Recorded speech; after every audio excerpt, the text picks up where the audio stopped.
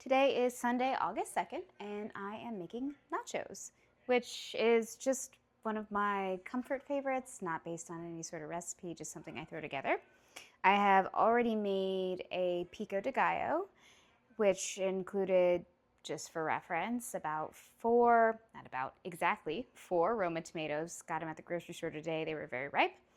One jalapeno, ribs and seeds removed, so I'm not super big on the spicy, just a little bit of spicy, and about a half of a sweet onion, and the juice of 2 limes. I think that was everything. Oh, a very large clove of garlic, which is probably the size of like 2 regular size cloves of garlic.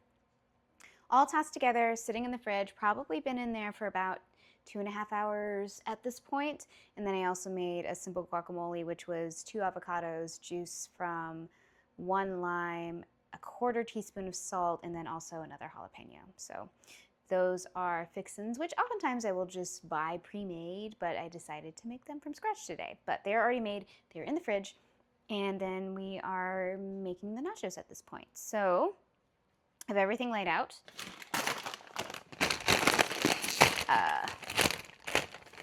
I like the Tostitos hint of lime chips, so then they have a little bit of flavor already, and then, you know, when I have leftovers, I like too much. And so I have this 9x13 baking dish. I've lined 2 separate sides with foil so that it makes for nice and easy serving afterward. It's just drawn on me tonight. So whatever you think is an appropriate number of chips.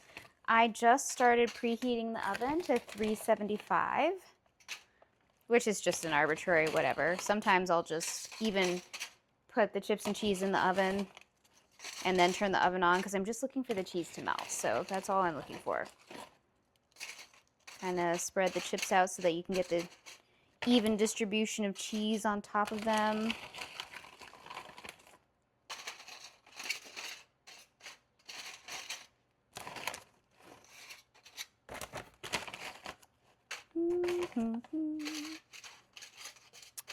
But yeah, I have been a little bit absent lately in making these videos. And you know, I can make all of the excuses, work, puppy dog, just social whatever, and I don't know, maybe even running out of steam a little bit from doing the videos because I did, you know, kind of hit the ground running and I ran for a bit and then I stopped. So, still realizing that I feel better when I'm getting to create something, and I certainly haven't been as much lately, but what I like about the cooking is even though it may not be super informative about the actual cooking part, I mean, this is pretty simple, you'll see as I make my way through, it still kind of gives me an opportunity to talk about what I've been up to in general. Okay, chips. I'm gonna get a chip clip, put these away in the cabinet.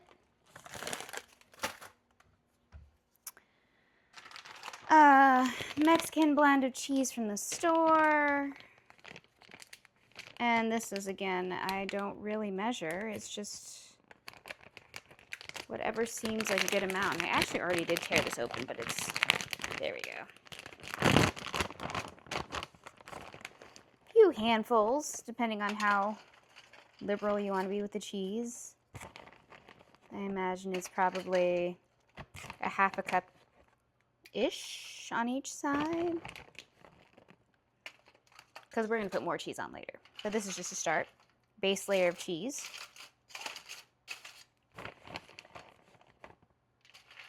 But again, as you can see, not really measuring, just looking for good coverage of cheese on here.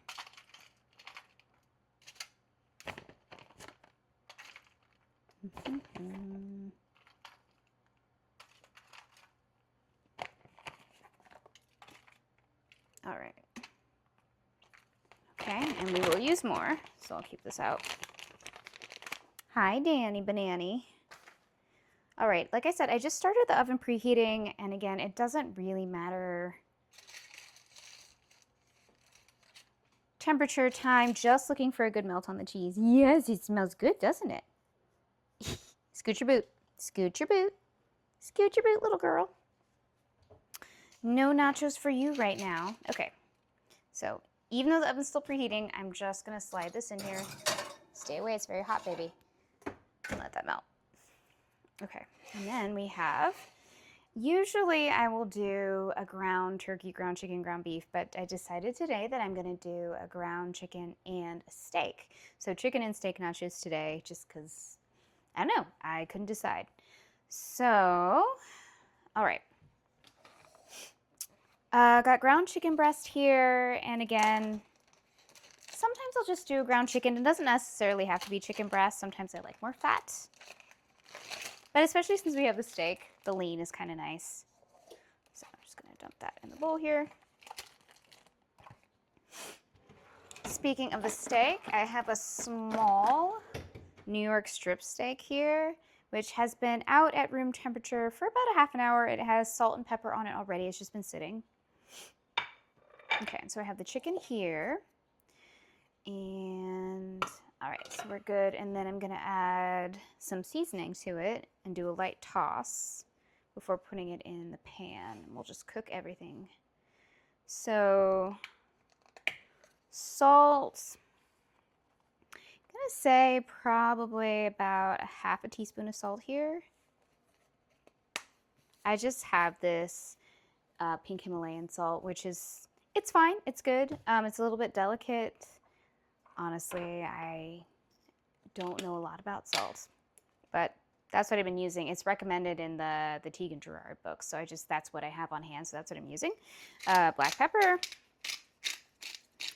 Similarly, a quarter to a half a teaspoon if you're measuring, otherwise just a few grinds. Onion powder. I would say probably, if you have it, at least a tablespoon, which is about what's left in here. Maybe even a little bit less. So yeah, that's powdered onion.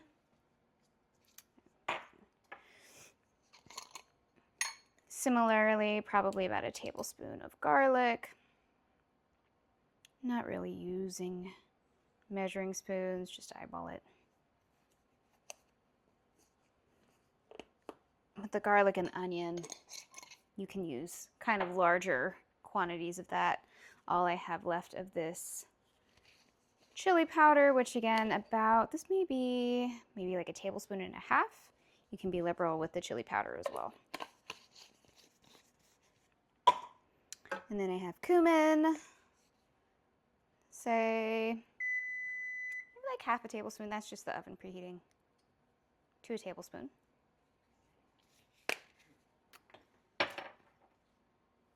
Paprika, similarly, probably, gosh, I just need to re-up on all my spices. This is also similarly a tablespoon, tablespoon and a half.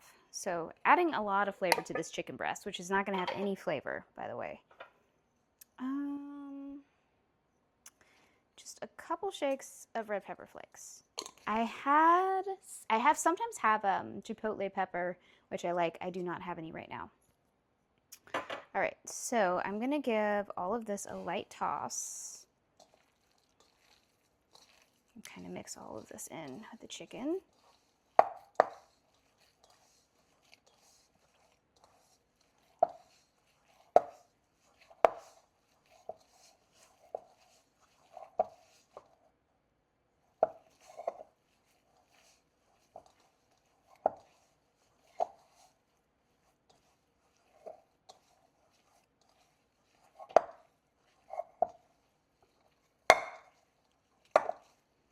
You don't want to, if you can avoid it, overwork any sort of ground meat because it'll make it more tough. But I do want to kind of try to make sure I have all of the spices pretty distributed, which is why I mix it before putting it in the pan. And it's got a head start on making sure everything is mixed together. All right. I am going to wash my hands real quick. And then I will oil and turn on these pans so I can cook the meats. Okay.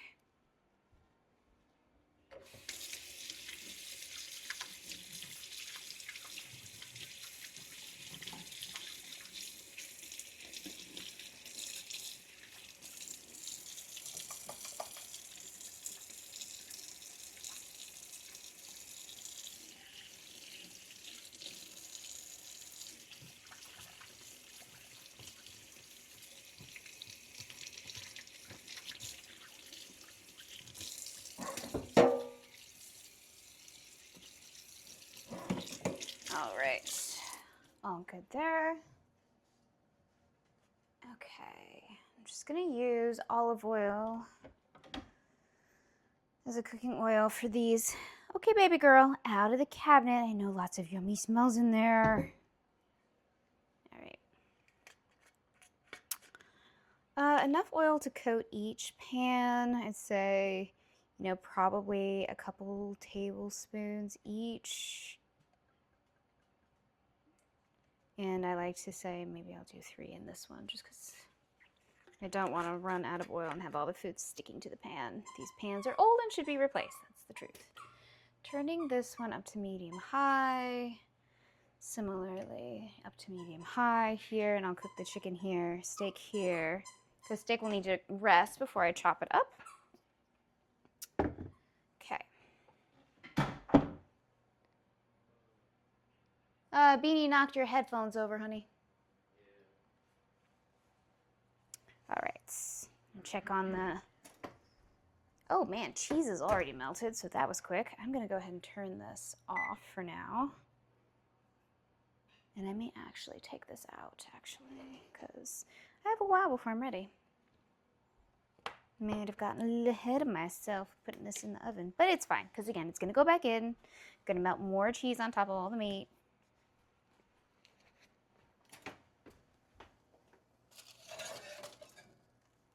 See all that melted cheese? Yummy, yummy, yummy.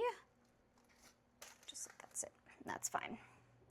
And maybe actually I will keep it on. I'll just take since I took it out. Start. This oven again is much more efficient than the one that we had at our old house, and I have not made nachos since we've moved here, which is kind of crazy to think about. I have not been cooking much until recently, since I started this whole project of trying to be more creative. And like, again, if I'm doing anything, in the beginning it was, well, if I'm making the videos, at least I'm doing something. And now it's just, at least I'm cooking, which is being creative in a way. And yeah, the whole project of just making the videos really started the creative flame underneath my bottom. And now I'm just trying to keep it from going out because life gets busy, and I really feel that if something in your life is elective and you don't have to do it and it doesn't make you happy, then just don't do it, right? But I mean, I guess maybe sometimes that's, you know, maybe a little bit immature, right? You sometimes need to invest some time in being tired, uncomfortable, unhappy to get to a point where you are happier, right? So ultimately trying to get to a point where feeling more happy overall. Okay, so I'm going to toss the steak in here, and then I'm going to put a timer on it, 3 minutes each side, and then I'll take it out.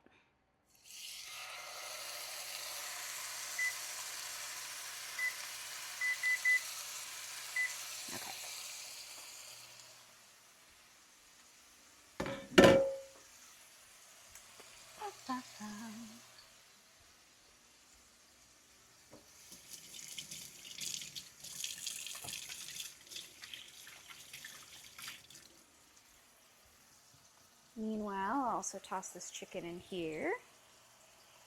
There you go.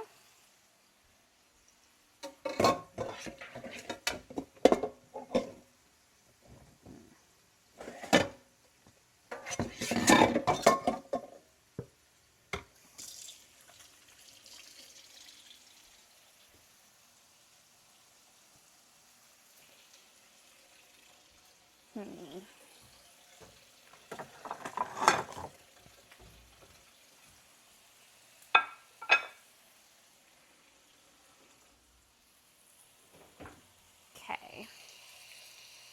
About 3 minutes per side, medium high on that, and then this is just going to get broken up into pieces.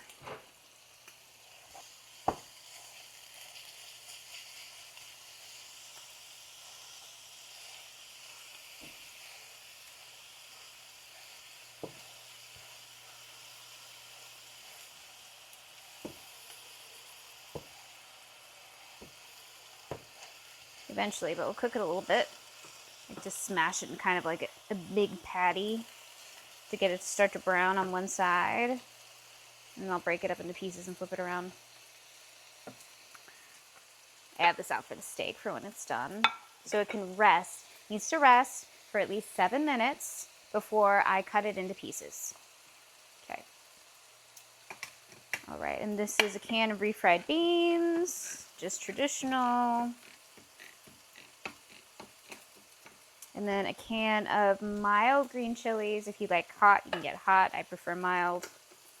This is just the, they have a bunch of different brands of cans in the same size of the same thing. This was just the cheapest one, so this is the one that I bought. Okay.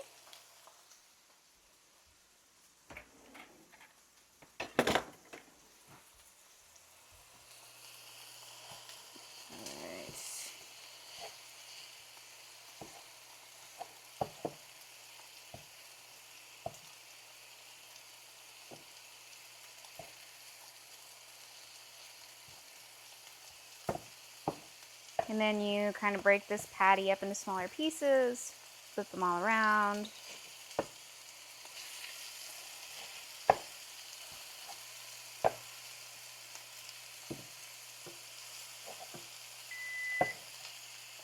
Alright. The timer ended, I gotta flip that guy over.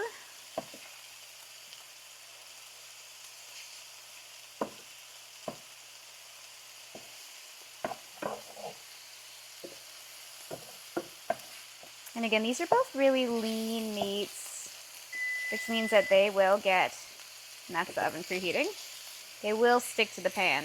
All right, flipping this steak over.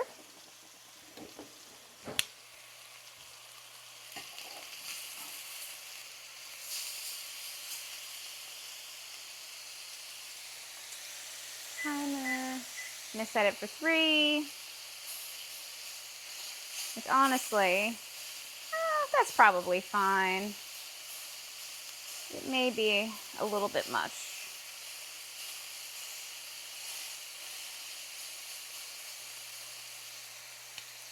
I may take it off after 2. Breaking this up in chunks. I'm going to turn this down a little bit because it is cooking really fast. Don't necessarily want it to be dry. I just want nice chunks of chicken.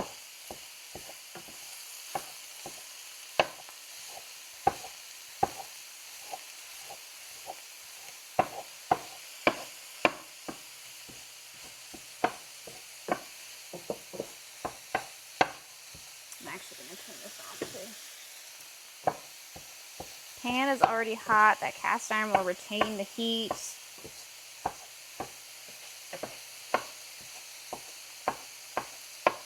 If it's brown, when we're done with the 2-minute mark, I'm just going to take it out of the pan.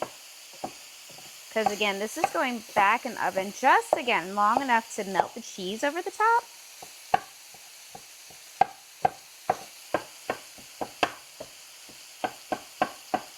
I'm going to turn this down. Okay, where are you? Turn down a little bit. And once this is all broken up into pieces, fully cooked through, you start to add these other ingredients, the green chilies,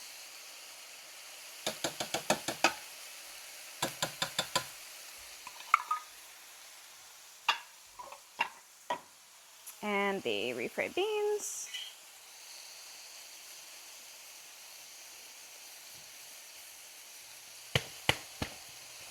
There you go. Try to stay in the pan now.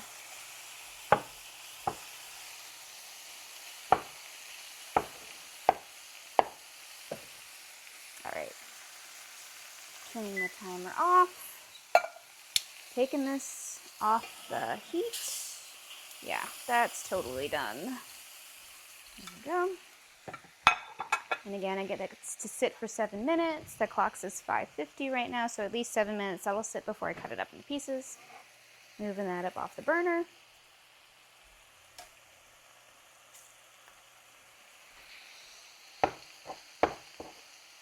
But it all comes together really quickly. Which again, I'm like, why do I not make this more often? I got the edge, my forearm on the edge of the pan earlier. I'd be lying if I said it was the first time. And there's actually even a mark already from the last time I did it.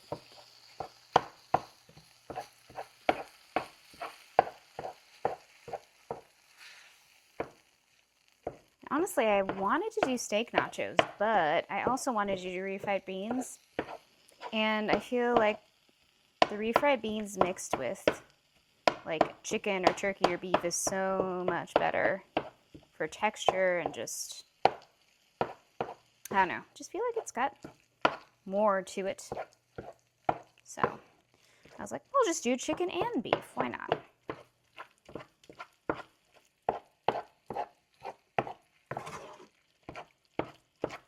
Another thing that's great about this is because we'll definitely have leftover taco meat.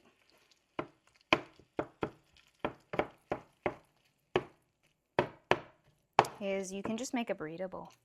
The meat and the cheese, toss it in the microwave, heat it up, or just toss the meat in, heat it up, put some cheese on top, sour cream, guacamole, salsa. Delicious.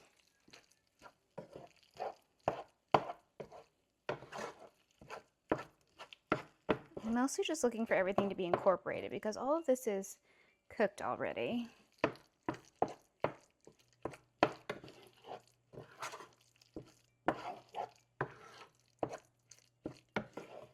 All right.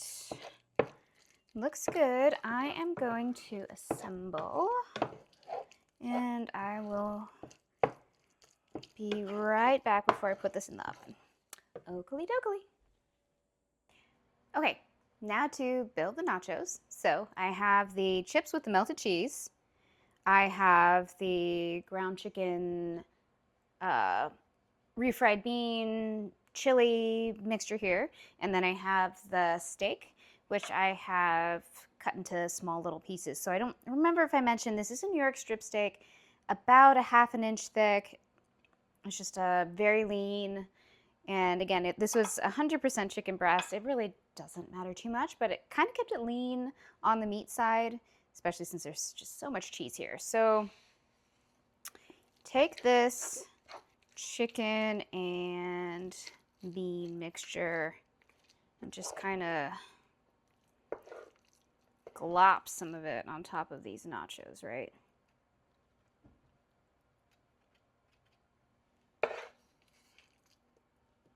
However, seems like, you know, an appropriate amount. Imagine from what I have here was about a pound of ground chicken, all that seasoning, 1 can of refried beans, 1 small can of diced peppers. You'll probably put anywhere from about 3/4 to a cup worth of mixture here.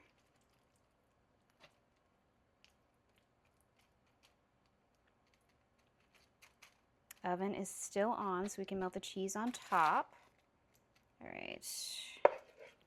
And then again, like I said, anything left over from both this chicken and bean mixture and from the steak can go into tomorrow's burrito bowl, tomorrow's steak salad for the steak, tomorrow's steak and eggs.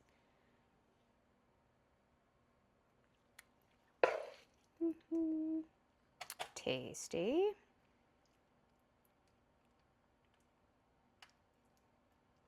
Okay. All right, looks about good for this here. And again, generous servings, but you know, like I said, I don't think I've made this in over a year, so it's kind of nuts. All right, I'm gonna sprinkle some cheese on top of this.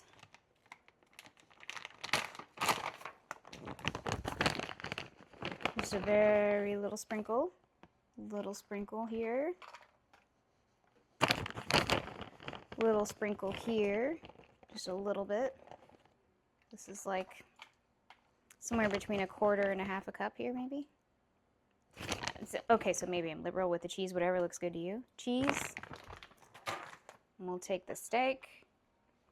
Just a sprinkling of a few pieces of steak on top.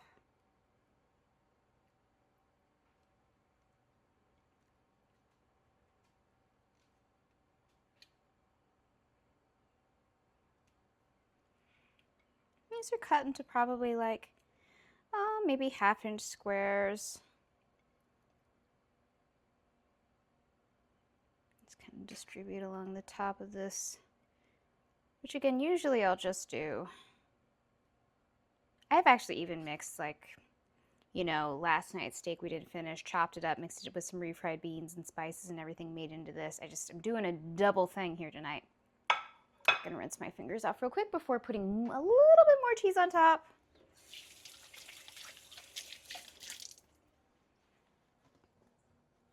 Okay, just a little bit more cheese on top. Again, oven is, I turned it back on. I had turned it off, but I turned it back on. So it's at 375 still, and it really, you know, just hot enough that it'll melt the cheese, right? So this is only gonna go in here for a couple minutes. Just keep your eyes on the prize of the melted cheese. And then we'll take these out and dress them with all the rest of the fixins. Okay, we're all good here. And the puppy dog's like, is that for me? She may get to try some steak, just saying. Okay, putting this in here. To melt the cheese the first time around, it didn't even take 5 minutes in the preheated 375-degree oven, so it is not going to take very long. Even so, I'm going to resituate myself so I can set up the fixins over on that side of the kitchen, and then we will be done. Cool, cool. Okay, so melted cheese on top. And again, this is where the foil comes in really handy. This is probably my version of a hack, right? So I have the serving sizes in here, and then you can just take it and put it on top of a plate. Also makes for a really easy cleanup. And you have your whole serving here with the melted cheese and the chips and all your meat and everything.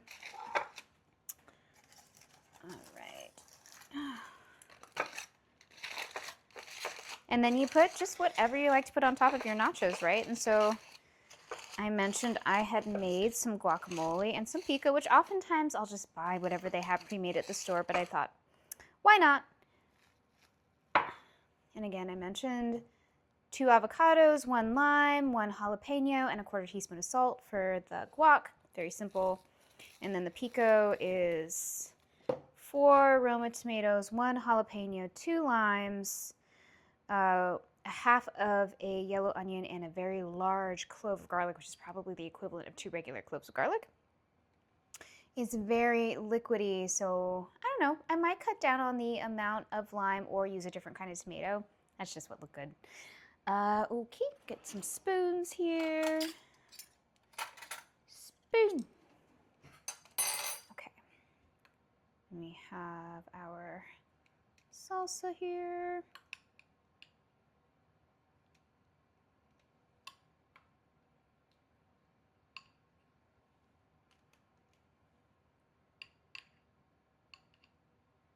And again, all that jalapeno is just de-seeded and ribbed, so all of the spiciness is minimal spicy. If you want more spicy, you leave the seeds in. And I didn't mention earlier, I wanted to, about the steak, about letting it rest. So you let it rest for 7 minutes, and that's because if you take your steak and immediately cut into it, all of the juices will flow out, it'll make for a dry, tough steak. Nobody likes that. Okay, so just want to take a little taste.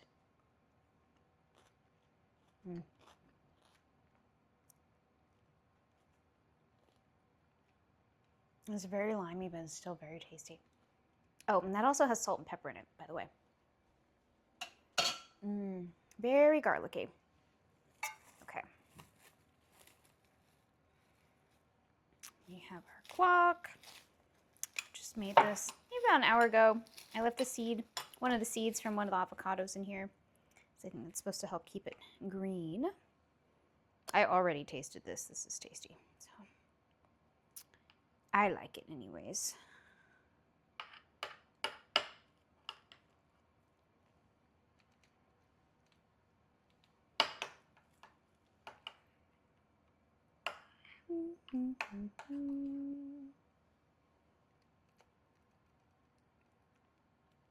Right.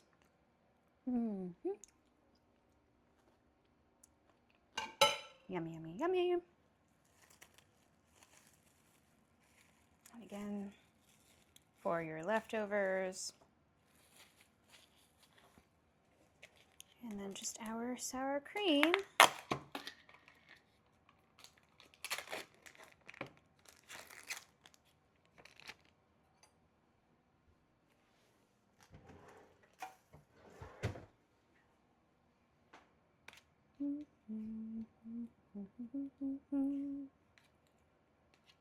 Alrighty. And yeah, I mean, like, dress to your preference. Anything you like on top of your nachos.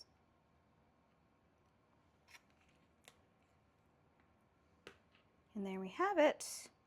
Dinner is just about served. And yeah, thanks for tuning in. I'm sorry. And I'll see you again later. Okay, bye-bye.